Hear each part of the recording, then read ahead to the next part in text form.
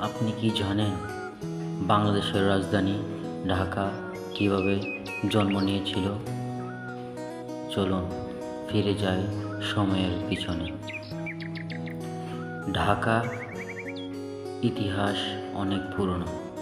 ধারণা করা হয় প্রাচীনকালে এই অঞ্চলটি ঢাকেশ্বরী দেবীর নাম অনুসারে ঢাকার নাম পেয়েছিল। ঢাকা ছিল বৌদ্ধ ও হিন্দু সভ্যতার গুরুত্বপূর্ণ কেন্দ্র। তবে শহর হিসাবে ঢাকার গুরুত্ব বাড়ে 1610 সালে, যখন মুঘল সুবেদার ইসলাম খান এটিকে জাহাঙ্গীরনগর নামে মুঘল রাজধানী ঘোষণা করেন।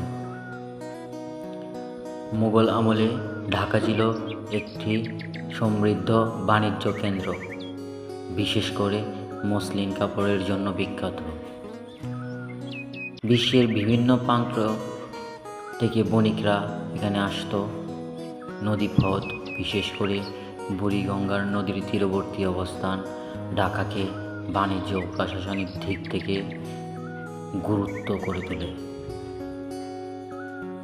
ইতিহাসের বিভিন্ন পর্যায়ে ব্রিটিশ, পাকিস্তান ও পরে স্বাধীন বাংলাদেশের অংশ হয়ে আজকের আধুনিক ঢাকায় রূপান্তর ঘটে। ঢাকা শুধু একটি শহর নয়, এটি ইতিহাস, সংস্কৃতি ও সংগ্রামের প্রতীক। আপনি যদি ঢাকার আরে গভীর ইতিহাস জানতে চান, তাহলে অবশ্যই আমাদের চ্যানেলটি সাবস্ক্রাইব করুন